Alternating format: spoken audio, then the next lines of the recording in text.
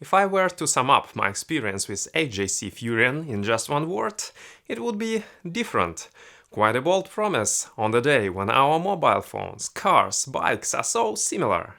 Just like any other different thing, the Furion splits us into lovers or haters. HJC puts the Furion into semi-aero category. Full aero would mean a long-tailed helmet used in modern TT stages of races, while a helmet intended for road stages but still designed for minimizing drag is semi-aero.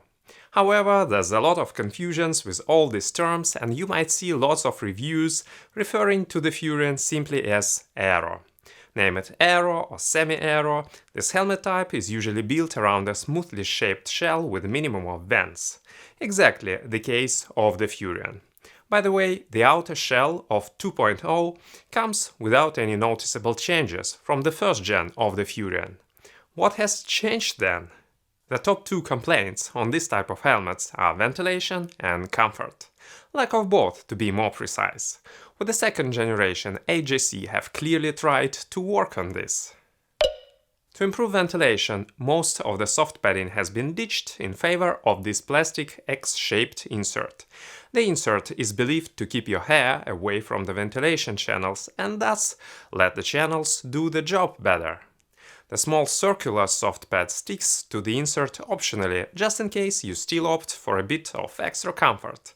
Does this all work on practice?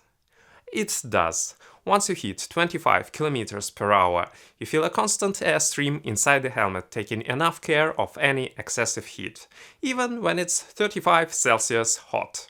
On long, hot summer climbs of 10% and above, you simply might need another helmet type. The comfort improvement comes from self-adjusting retention system called Selfit. It replaces a usual adjustment dial with a spring-loaded unit. Just put the helmet on and the spring takes care of the tension. 5-step preload is still possible by swiping the side mounting points. On my first try, the fit felt loose in comparison to a dial retention system, so I went for maximum preload. After my first try though, it felt too much and I settled back to the mid-preload setting.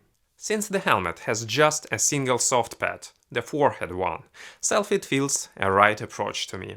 However, it's a radical turn from what most cyclists expect. Conservative ones would clearly complain the lack of usual feel. One surprise feature that I have discovered with the Furion is how magically it channels all airflow away from my ears, providing clearly the best acoustic comfort I've had with a cycling helmet. I'm doing thousands of solo training miles each year where music from bone conduction headphones is my loyal companion. After 5 years with the headphones, I perfectly know how acoustically disturbing this or that wind might be. Had I not tried the Furion, I wouldn't believe a helmet design could make such a difference. All my other helmets are more or less the same in this department, while the Furion is unmistakably quieter. It would be nice to hear if anyone else has noticed the same effect with this HJC helmet. This acoustic benefit might be a result of the helmet's specific shape. If you put Matt Trenta of the same L size next to Furion, the difference in shapes is immediately obvious. Trenta is oval in comparison to the round Furion. And it's not just the outer shape. The same is true for the insides. With HJC Furion, this results in additional helmet width above my ears and in turn, I guess, additional acoustic comfort, since the airflow simply stays further away from the ears. Personally, I find the slimmer design of Trenta more aesthetically pleasing. It's one of the best helmet designs ever. However, if I'm to ride with music, my helmet of choice is always Furion. Just like the helmets, our heads are also uniquely shaped, more round or more oval in particular. The rounded shape of Furion suggests it should better fit those with more round heads. For an oval head like mine, picking a right size for this HJC helmet might be a bit confusing. Cyclists with oval heads and no prior experience with HJC's Selfit adjustment system may initially find the fit of the proper size too loose. Opting for a smaller size in turn, they may complain tightness in front. I've been riding a lot in this helmet the whole summer. The round shape, the near absence of padding and the self-fit all together indeed make this helmet feel easier on your head in comparison to helmets with traditional adjustment systems. It was designed to give this different feeling. Nevertheless, my Furion always stays exactly in place and doesn't cause any concerns. HJC official website claims just 200 grams, which is confirmed by independent reviews. At this mark, Furion is indeed one of the lightest helmets on the market today.